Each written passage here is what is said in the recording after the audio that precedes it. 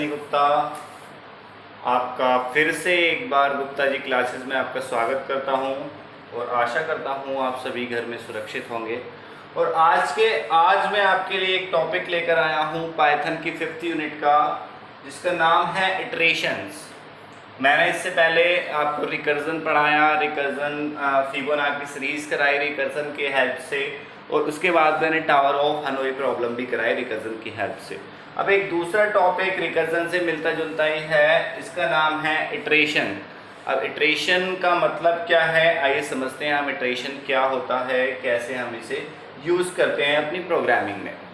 तो इटरेशन क्या होता है, मैंने यहाँ लिखा हुआ है iteration, the repetition of a process is called iteration. Means जो प्रोसेस है रिपीटेशन की, the repetition of a process is called iteration. Iteration means जो आप एक बार रिपीट कर रहे हैं किसी काम को बार बार, उसमें क्या परफॉर्म हो रहा है, इटरेशन परफॉर्म हो रहा है। तो जो प्रोसेस है रिपीटेशन की, उसे हम इटरेशन कहते हैं। जैसे फंक्शन खुद को कॉल करता है, फंक्शन इटसेल्फ, तो उसे हम रिकर्जन बोलते हैं। और प्रोसेस बार बार एक बार जो हो रही है, रिपीटेशन ऑफ अ प्रोसेस, उस प्रोसेस को हम इटरेशन बोलते हैं।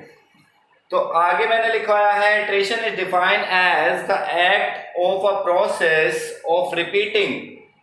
तो जो एक्ट हो रहा है, रिपीटिंग का जो एक्ट हो रहा है, उस प्रोसेस को हम इटरेशन बोलते हैं, इटरेशन कहते हैं। Iteration can include repetition of a sequence. जो मैंने यहाँ लिखवाया, इटरेशन के अंदर क्या इंक्लूड हो सकता है, repetition of a sequence, repetition of a sequence of operations, किसी भी ऑपरेशंस का बार बार रिपीट करना of operations in order to get ever closer to a desired result. Desired result के जो हम रिजल्ट चाहते हैं उसके और करीब आने के लिए और उसे एक्यूरेट बनाने के लिए हम उसे बार बार एक ही प्रोसेस को फॉलो करते जा रहे हैं। अपने जो रिजल्ट है उसे मोर एक्यूरेट बनाने के लिए हम बार बार वही प्रोसेस को हम दोहरा रहे हैं। इसके आगे मैंने लिखवाया, इटरेशन कैन ऑल्सो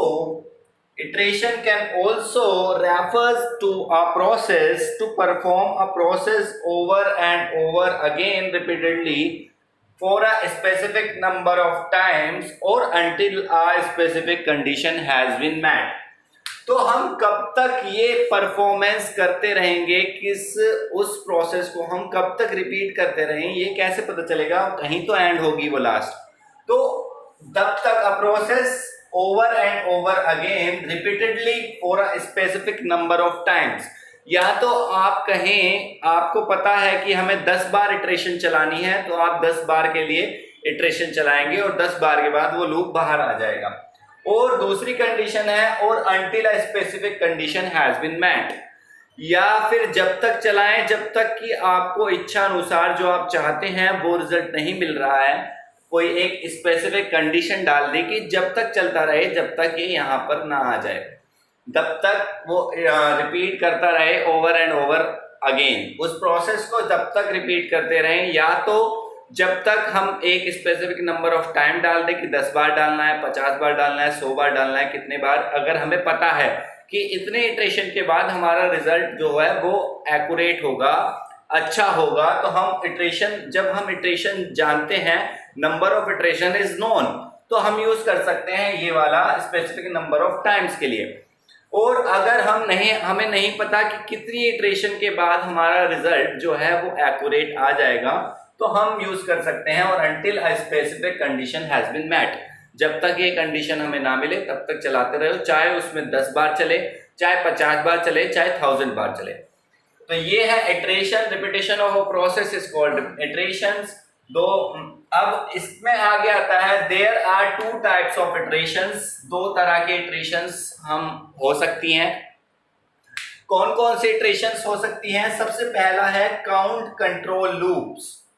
सबसे पहले इटरेशन काउंट कंट्रोल लूप्स। इसमें क्या है, use for iterating steps a specific numbers of time. जैसा कि मैंने बताया, या तो आप 2 तरीके से आप इटरेशन कर सकते हैं, या तो आप तब तक चलाएं जब कोई एक वैल्यू दे दे, एक लिमिट दे दें कि यहाँ इतनी बार हमारा इटरेशन चलेगा, हमारा प्रोसेस को इतनी बार हमें रिपीट कराना है। कितनी बार?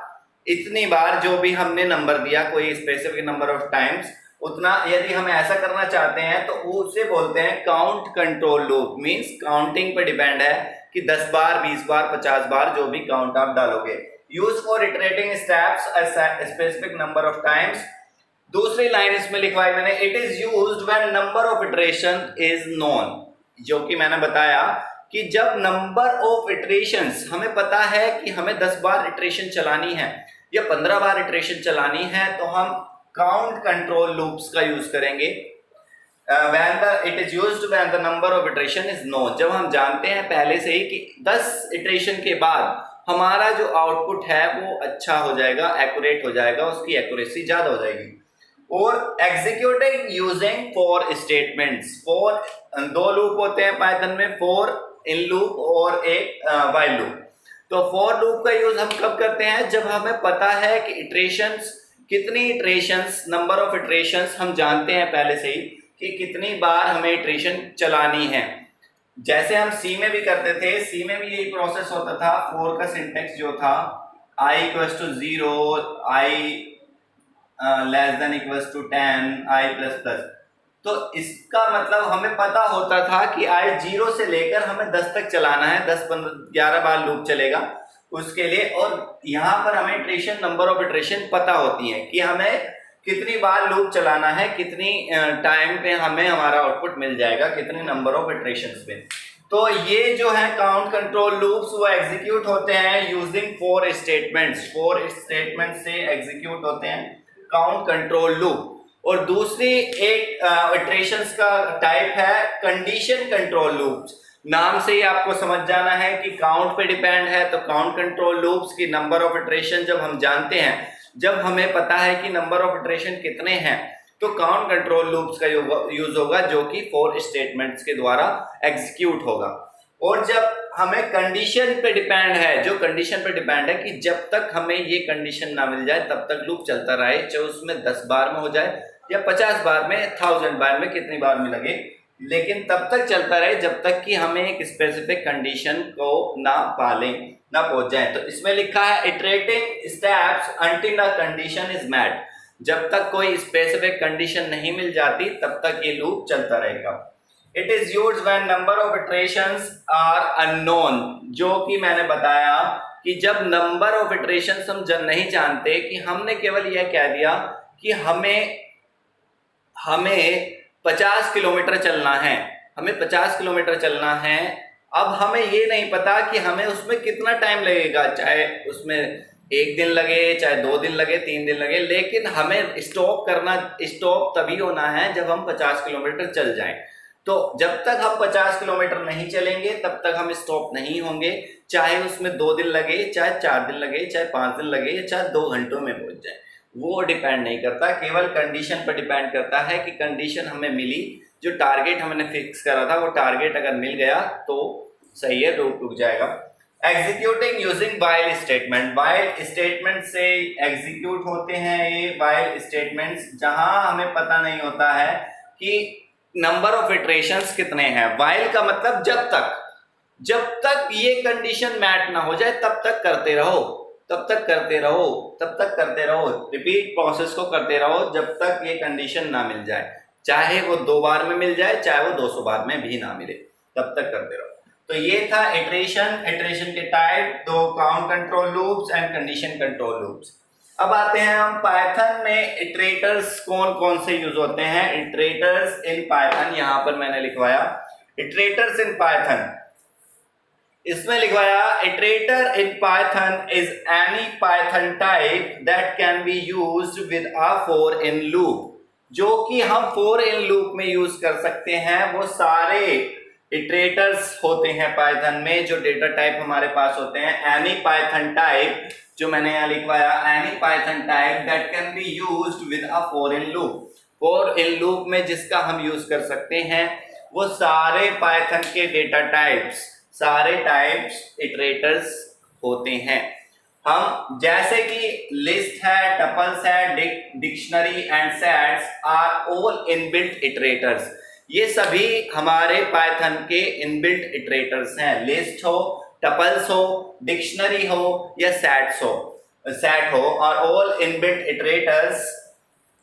अब ये क्या करते हैं, इटरेटर्स है तो ये इटरेटर्स, इसके अंदर क्या काम चल रहा है। इटरेटर्स का मतलब है कैसे एक, जब हम फॉर लूप में लिख देते हैं इटरेटर्स को, एक लिस्ट बना दी अगर हमने, तो ये कैसे नेक्स्ट पर जाते रहते हैं, खुद ही नेक्स्ट को कॉल करते रहते हैं। तो उसके अंदर भी कुछ मेथड्स इंप्लीमेंट करे गए हैं, कुछ इटरेटर्स वाले मेथड्स उसके अंदर परफॉर्म हो रहे हैं, तब वो नेक्स्ट स्टेटमेंट पर जा रहा है, नेक्स्ट वेरिएबल को एक्सेस कर रहा है।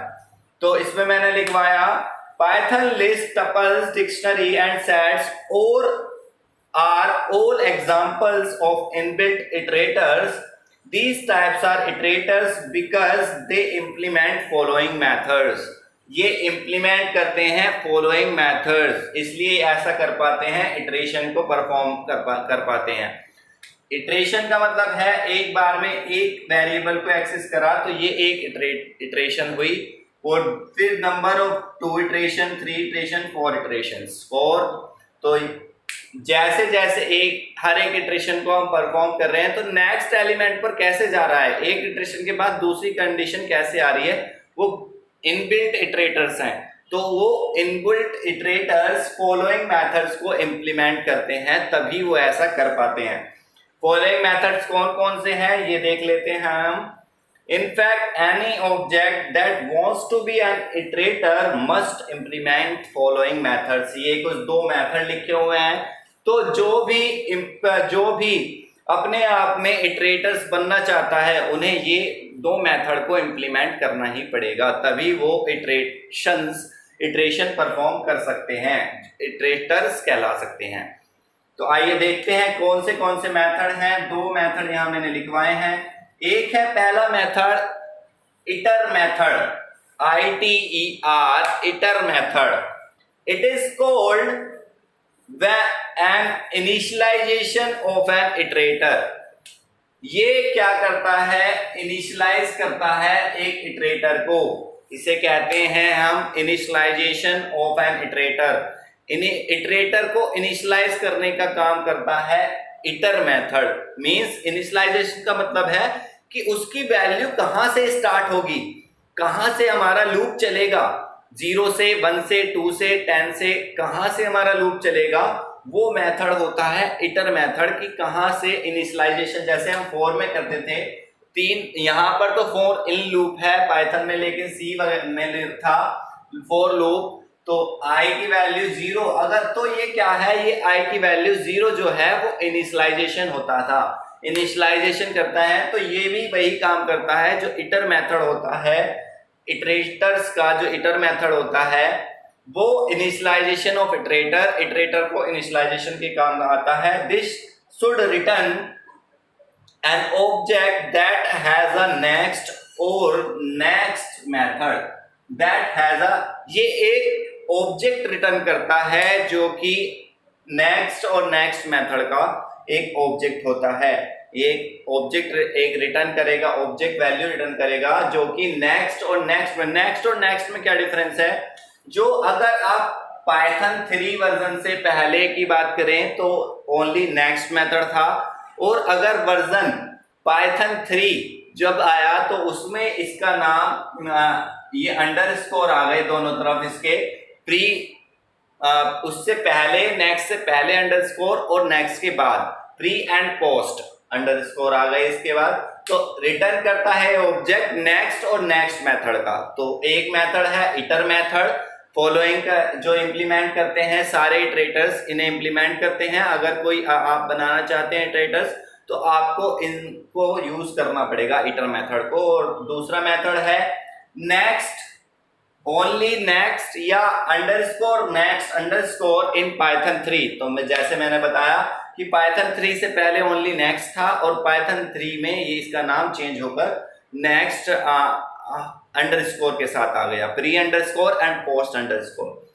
ये क्या करता है, return the next value when an iterator is used with a for in loop. जब इटरेटर्स फॉर इन लूप के साथ यूज होता है तो जो उसकी नेक्स्ट वैल्यू आनी होती है वो ये रिटर्न करता है कि मैंने यहाँ पर एक लिस्ट दी ए बी सी डी, उसमें वैल्यू दी, तो ए को पहले उसने कर लिया, फिर नेक्स्ट पे कैसे जाएगा, वो नेक्स्ट मेथड कॉल करके उसे रिटर्न करेगा बी, ऐसे ही सी पर जाएगा, ऐसे ही डी पर जाएगा।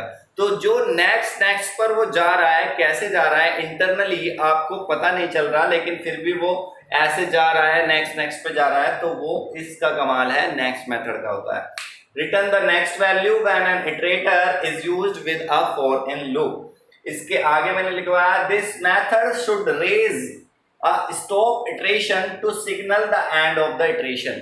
अब ये मेथड तो कहीं रुकना भी तो होगा, कहीं स्टॉप वाली कंडीशन भी तो आएगी, तो यही मेथड रेज करता है stop iteration to signal the end of the iteration. जब उसे एंड मिल जाएगा, जब उसकी लिमिट पूरी हो जाएगी, जब फॉर इन लूप, जो फॉर इन लूप आप जानते हैं number of iteration is non होगी इटरेशंस, तो जब लास्ट वाली इटरेशन चल रही होगी तो उसके बाद वो जैसे ही जाएगा तो वो रेज कर देगा स्टॉप इटरेशन, जिससे कि हमारा ये सिग्नल आ जाएगा कि एंड करना है। अब मैंने आपको इटरेशन और इटरेटर्स दोनों समझाए, अब इसका एक एग्जांपल देख लेते हैं, देखते हैं एग्जांपल से आपको और बेटर अंडरस्टैंडिंग प्रोवाइड होगी।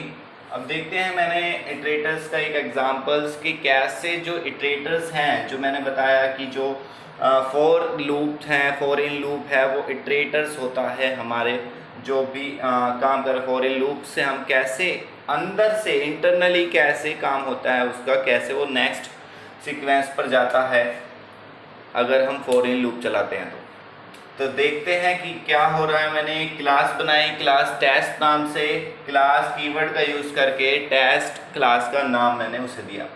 इसके अंदर मैंने क्या करा, एक कंस्ट्रक्टर जो मैंने कमेंट्स में लिखवाया है कंस्ट्रक्टर की क्या होता है ये इनिट मेथड एक कंस्ट्रक्टर होता है क्लास का, जो कि हमारे जब हम इसका ऑब्जेक्ट क्रिएट करते हैं तो हमारे क्लास का कंस्ट्रक्टर को हमें कॉल करना पड़ता है, और बिना कंस्ट्रक्टर के कोई भी क्लास एग्जिस्ट नहीं करती है पाइथन में।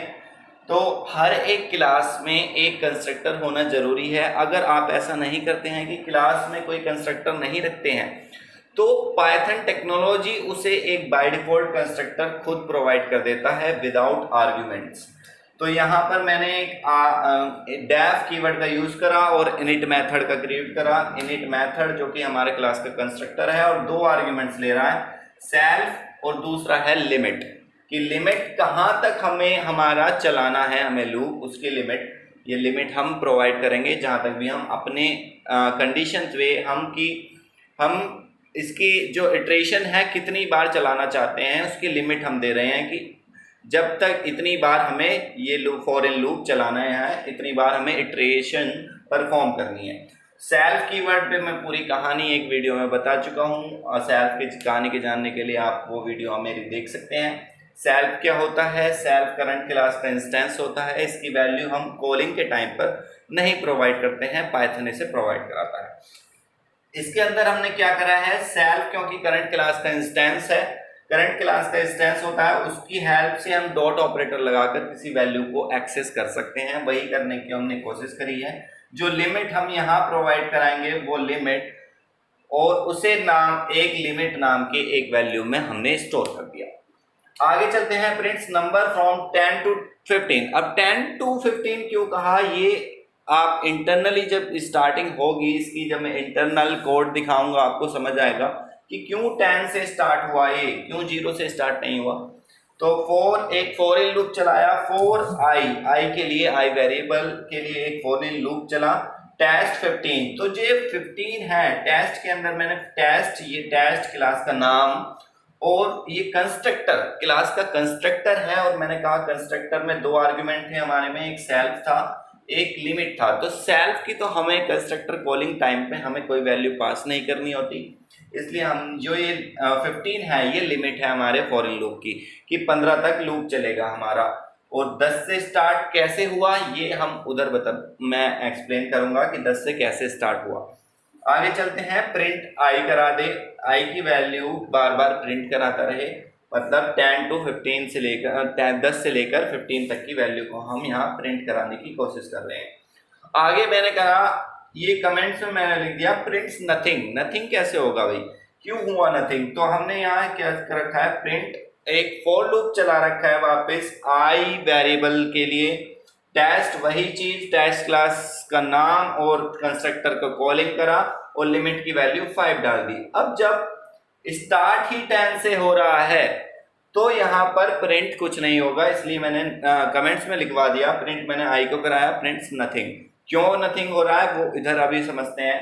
मैंने बताया कोई भी इटरेटर्स जब स्कोप में आता है, कोई भी इटरेटर्स पर जब हम वर्क करते हैं पाइथन में, तो दो मेथड्स होते हैं। एक तो इटर मेथड। इटर मेथड किस लिए होता है, ये यहाँ पर जब ये कब यूज होगा, व्हेन इटरेशन इज कॉल्ड, जब एक हमारा इटरेटर जो कि ये फॉर इन लूप है, यहाँ पर इटरेटर कॉल हुआ, तो जब ये कॉल हुआ तो उसके बाद जो इंटरनली परफॉर्मेंस चल रही है, जो अंदरूनी प्रक्रिया हो रही है, उससे इससे आपको समझ आएगी क्या परफॉर्मेंस वहां हो रही, क्या परफॉर्म हो रहा है।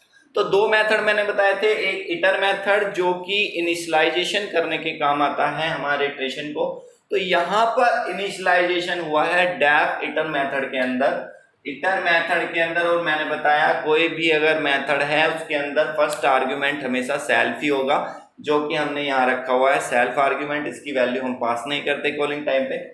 इसके अंदर हमने क्या करा है, सेल्फ डॉट एक्स, सेल्फ जो है क्लास का इंस्टेंस है, और डॉट एक्स, एक्स की वैल्यू हम यहाँ पर 10 इनिशियलाइज कर रहे हैं। हमने 10 स्टार्टिंग वैल्यू 10 डाल दी, इसलिए यहाँ पर 10 से 15 तक प्रिंट हुआ था। 10 से 15 तक क्यों प्रिंट हुआ था, क्योंकि हमने जो इनिशियलाइजेशन कर रखा है इटर मेथड के अंदर, इटर मेथड यूज होता है इनिशियलाइजेशन के लिए, और जो हमने इनिशियलाइजेशन करा है वो हमने x की वैल्यू 10 प्रोवाइड करके करा है। इसलिए ये जो लूप स्टार्ट होगा वो 10 से स्टार्ट होगा, और हमने लिमिट हमने इसकी 15 दी, इसलिए 15 पे स्टॉप हो जाएगा। क्यों होएगा वो भी हम देखेंगे आगे। और रिटर्न कर देगा सेल्फ को रिटर्न कर देगा। और इसके बाद एक मेथड जो मैंने बताया था कि नेक्स्ट मेथड होता है, एक इटर मेथड, दूसरा बताया था मैंने नेक्स्ट मेथड होता है। और वर्जन पाइथन 3 के बाद ये नेक्स्ट मेथड ऐसे नेक्स्ट मेथड हो गया था। ये भी एक सेल्फ आर्ग्यूमेंट ले रहा है, और store current value of X. अब एक्स में हमने क्या कर दिया, self dot X equals to X में स्टोर कर दिया। मींस अब हमारी वैल्यू जो एक्स में 10 आ गई है, जो हमने स्टार्टिंग वैल्यू जो हमने store current value of x, x की वैल्यू 10 हमने स्टोर कर दी करंट वैल्यू। अब हमें क्या करना है, मैंने बताया था कि जब लिमिट उसकी पूरी हो जाती है, जब हमारे इटरेशन की लास्ट इटरेशन परफॉर्म हो रही होती है, तो वो लिमिट क्रॉस ना करे उसके लिए एक स्टॉप इटरेशन रेज करता है, जो कि यहाँ पर हुआ है stop iteration if limit is reached. तो यहाँ पर if x greater than self dot limit, यदि जो ये लिमिट हम प्रोवाइड कर रहे हैं, जो हमने 15 यहाँ प्रोवाइड करी या 5 प्रोवाइड करी, यदि वो x से ग्रेटर देन हो जाती है तो रेज स्टॉप इटरेशन, तो वो हमें क्या करना है, उस इटरेशन को स्टॉप कर देना है। तो यही चीज यहाँ पर हुई है, जो 15 हमने लिमिट दी और 10 इनिशियलाइजेशन हुआ, तो 10 से 15 तक के नंबर यहाँ पर प्रिंट होंगे इस वाली प्रिंट आई से। तो इसका आउटपुट क्या आएगा, 10, 11, 12, 13, 14, 15। 10 इनिशियलाइजेशन एंड 15 इसकी लिमिट। आगे else increment and decrement old values. Old value सबसे करंट वैल्यूज 10 थी, तो अब हमें एक एक करके बढ़ते जाना है, जो कि मैंने बताया था कि नेक्स्ट मेथड जो है उसकी नेक्स्ट वैल्यू को कॉल करता है। नेक्स्ट वैल्यू को कैसे कॉल करेगा, सेल्फ डॉट एक्स, जो कि ये है self dot X equals to X plus 1। अब एक्स प्लस 1 में डाल देगा वो वैल्यू, एक्स प्लस 1 कर देगा, तो एक्स 10 था तो अब 11 हो जाएगा। और फिर वही चेक होगा, एक्स लिमिट से क्रॉस तो नहीं हुआ, फिर x की वैल्यू 12 हो जाएगी, फिर चेक करेगा 12 तो क्रॉस नहीं हुआ, फिर 13, ऐसे ही 14, ऐसे ही 15, और 15 पे जब आएगा, जब वो देखेगा कि 15, 16 हो गया, तो उसको स्टॉप इटरेशन कर देगा। जैसे ही उसकी जो लिमिट है 15 जो है वो लिमिट क्रॉस होगी। तो ये इसका आउटपुट 10, 11, 12, 13, 14, 15 और नेक्स्ट अगर हम प्रिंट्स नथिंग क्यों आया, क्योंकि टेस्ट हमने 5 इसकी लिमिट दे दी, 5 लिमिट दे दी, लेकिन इनिशियलाइजेशन ही हमारा 10 से स्टार्ट हो रहा है, तो 5 कैसे प्रिंट हो सकता है, 5 उसकी लिमिट कैसे हो सकती है, ये पॉसिबल नहीं था, इसलिए इसमें कुछ भी प्रिंट नहीं होगा। तो ये था इटरेटर्स का कंसेप्ट। इटरेशन मैंने बताया क्या होता है, इटरेशन कितने प्रकार की होती है इटरेशन, और इटरेटर्स क्या होते हैं, जो लिस्ट, टपल, डिक्शनरी, सेट्स, ये सारे इटरेटर्स हैं हमारे पाइथन टेक्नोलॉजी में। और इटरेटर्स कैसे काम करते हैं, इंटरनली कैसे काम करते हैं, जब हमारा फॉर इन लूप चलता है तो नेक्स्ट इटरेशन कैसे परफॉर्म होती है, बार बार जो लूपिंग स्टार्ट हो रही है वो कैसे स्टार्ट हो रही है। तो फॉर इन का यूज हम तब करते हैं जब हमें नोन होता है, हमें पता होता है कि कितनी इटरेशन हमें परफॉर्म करनी है, जो कि हम लिमिट के द्वारा बता सकते हैं कि हमें 15 करनी थी यहाँ पर। तो हमने initialization iter method, 2 method use होते हैं इटरेटर्स में, किसी भी इटरेटर जब कॉल होता है तो 2 मेथड इंटरनली वर्क करते हैं। सबसे पहला है इटर मेथड। इटर मेथड किस लिए होता है, वैल्यू को इनिशियलाइज करने के, इनिशियलाइज करने का काम आता है इटर मेथड। और एक है नेक्स्ट मेथड जो कि उसकी नेक्स्ट वैल्यू को कॉल करता है, और जब उसकी वैल्यू रीच्ड हो जाती है, लिमिट तक आ जाती है, वो स्टॉप भी करना उसका ही काम होता है, स्टॉप इटरेशन के। Thank you. मैं नेक्स्ट वीडियो में जल्दी ही हाजिर होऊंगा। Thank you so much.